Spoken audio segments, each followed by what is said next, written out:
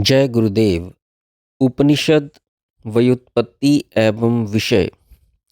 उप और नी इन दो उपसर्गों पूर्वक सदलरी धातु से क्लिप प्रत्यय लगाने पर उपनिषद रूप की सिद्धि होती है। सदलरी धातु का सदु मात्र पद रह जाता है, जो विशरण, गति एवं अवसादन तीन अर्थों में प्रयुक्त होता है। विशरण का अर्थ काटना, गति का अर्थ गति या मुक्ति और अवसादन का अर्थ नीचे गिराना किया जाता है। औपनिषद ग्रंथों का विषय आत्मा और परमात्मा से संबंध रखता है और उक्त तीनों अर्थों का आत्मा और परमात्मा से संबंध जोड़ना सर्वथा असंगत है, क्योंकि आत्म सत्व नित्य, सत्स्वरूप, निर्विकार, अव्यय, अविनाशी और अपरिणामी है। इसलिए उनका संबंध प्रपंचात्मक जगत से ही हो सकता है।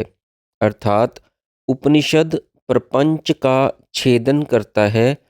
अवसादन अर्थात उसे चित्त से गिरा या हटा देता है और उसी प्रपंच की सहायता से साधक को मुक्ति स्वरूपा परम गति तक ले जाता है। प्रथम कार्य वैराग्य अथवा असंग शास्त्र का है। अवसादन की अनासक्ति का स्वाभाविक परिणाम है, जिसे उपरति कहते हैं। गति अर्थ में उपासना आदि साधन क्रम और गंतव्य पद दोनों का समावेश है। उपनिषदों के स्वाध्याय से विवेक वैराग्य युक्त साधन चतुष्टय की सिद्धि होने पर श्रवण मनन निध्यासन द्वारा उस परम पद की प्राप्ति होती है, जहाँ से न पुनरावर्तते न पुनरावर्तते। उपनिषदों को वेदांत भी कहते हैं। सब उपनिषदों में ब्रह्म आत्म ऐक्य, जीव और ब्रह्म की एकता ही प्रतिपाद्य विषय है। यहाँ ब्रह्म का जो स्वरूप बताया गया है, सांख्य का असंगो अयमात्मा उससे भिन्न तत्व नहीं है। इंद्रिय और मन से युक्त होने पर आत्मा भोक्ता कहा जाता है, अन्यथा वह नित्य शुद्ध बुद्ध प्रज्ञाघन ब्रह्म ही है। आत्मा के इस स्वरूप को औपनिषद पुरुष कहा जाता है।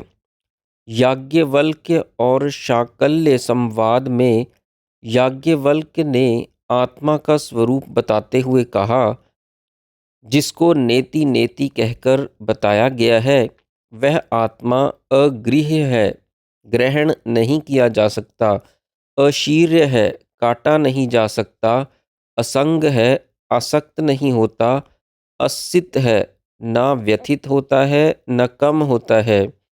ये जो 8 आयतन हैं, 8 लोक हैं, उनमें 8 देव हैं और 8 पुरुष हैं, जो इन पुरुषों को अच्छी तरह समझकर व्यतिरेक बुद्धि द्वारा उनका पृथक्करण करता हुआ सबका अतिक्रमण करके उसको जानता है, उस औपनिषद पुरुष को मैं तुझसे पूछता हूँ।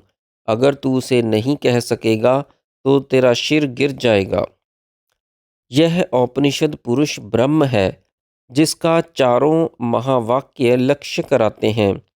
शाकल्य ऋषि ने जो 8 आयतन और लोक कहे थे, वे इस प्रकार हैं। 8 आयतन: पृथ्वी, काम, रूप, आकाश, तम, रूप, जल और वीर्य। इनके लोक क्रमशः ये हैं: अग्नि, हृदय, चक्षु, श्रोत्र, हृदय, नेत्र, हृदय और हृदय।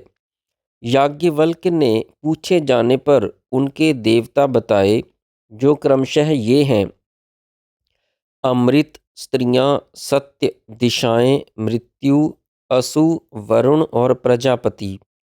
उनका अभिमानी जीव ही 8 प्रकार का पुरुष होकर उनमें स्थित है। शाकल्य का उक्त वाद बिना किसी क्रम के याज्ञवल्क्य को चिढ़ाने के लिए था। यदि इसे क्रम से कहा जाए तो शब्द, स्पर्श, रूप, रस, गंध, मैथुन का आनंद, संकल्प और विज्ञान को 8 आयतन कहा जा सकता है, जिनमें पुरुष वास करता है और श्रोत्र, स्पर्श, दृष्टि, रसना, प्राण, हृदय, मन और बुद्धि उनके लोक एवं आकाश, वायु, आदित्य, जल, पृथ्वी, प्रजापति, चंद्रमा और बृहस्पति उनके देवता हैं तथा उनका अभिमानी भोक्ता जीव ही उनमें अष्टविध स्थित पुरुष है। आत्मा इनसे परे है। यही औपनिषद ज्ञान कहलाता है। यौगिक दृष्टि से हृदय चक्र सहित सुषुम्नागत 6 चक्र और सहस्त्रार्थ को 8 आयतन कहा जा सकता है। उन स्तरों पर कुंडलिनी शक्ति के स्वरूपों की अभिव्यक्ति 8 देव हैं। जीव की तत्देशीय दशाएं ही 8 पुरुष हैं तथा उन चक्रों को वेद से प्राप्त होने वाली सिद्धियां 8 लोक हैं। उक्त उपनिषद पुरुष के स्वरूप को मेधा बुद्धि से समझ लेना परोक्ष अथवा शाब्दिक ज्ञान कहलाता है और उसे ध्यान योग द्वारा अनुभवगत करना अपरोक्ष ज्ञान कहलाता है। प्राय उपनिषदों को पढ़ने वालों का लक्ष्य परोक्ष ज्ञान तक ही सीमित रहता है, क्योंकि वे यहाँ बताई गई विभिन्न और अनेक उपासनाओं की ओर ध्यान नहीं देते और ना ही उन्हें समझने का ही कष्ट उठाते हैं। उनका साधन अनुष्ठान तो दूर की बात है, जिसके बिना अंतःकरण की शुद्धि होना और मनन निध्यासन करने की योग्यता प्राप्त करना असंभव है। ज्ञान, कर्म और उपासना की कहाँ तक और कितनी आवश्यकता होती है, यह विषय बड़ा विवादास्पद है। भिन्न भिन्न आचार्यों के भिन्न भिन्न मत हैं।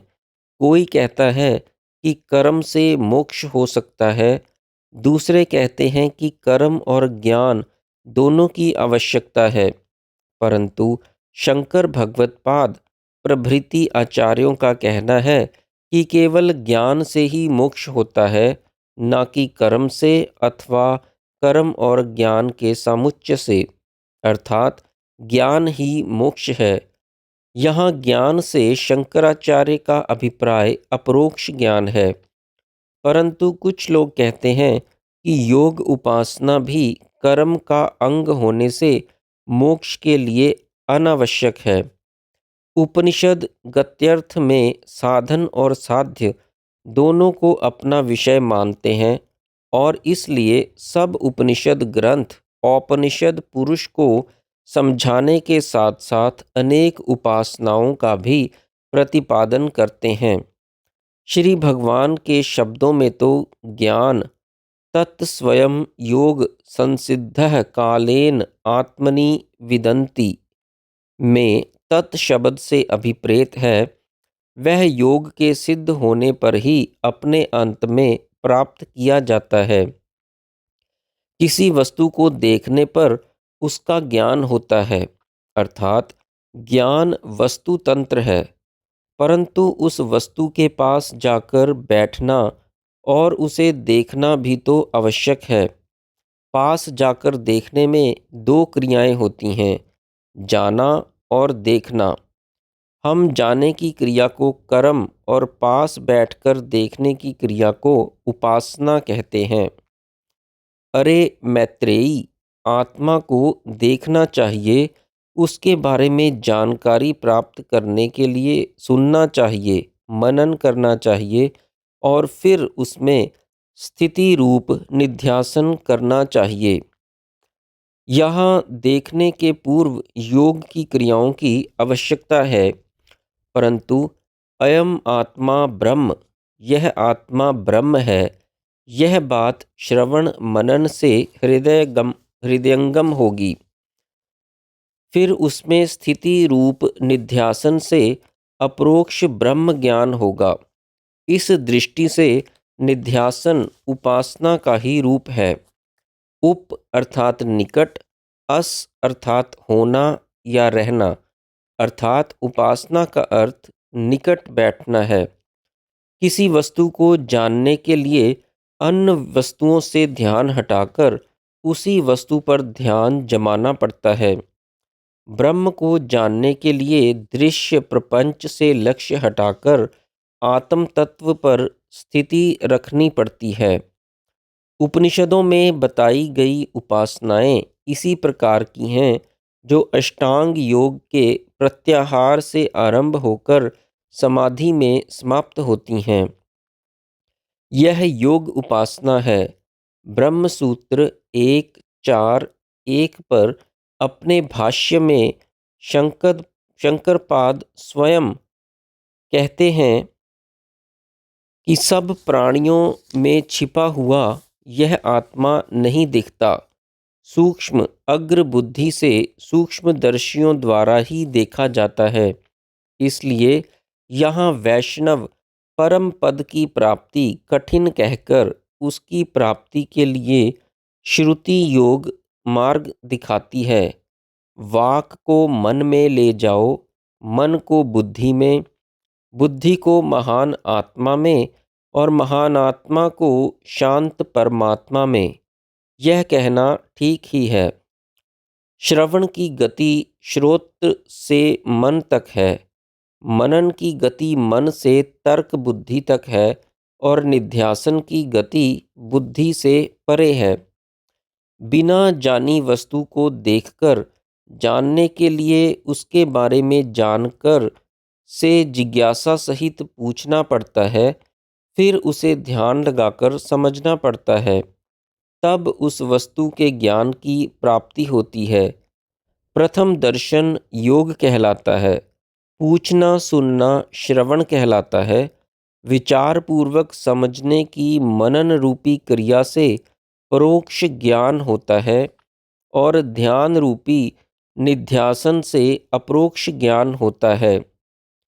समाधि में आत्मा के निर्विकल्प स्वरूप का अनुभव होने पर भी ज्ञान नहीं होता कि यह वही ब्रह्म है जो प्रपंच के नाम रूपों के पीछे छिपा हुआ है।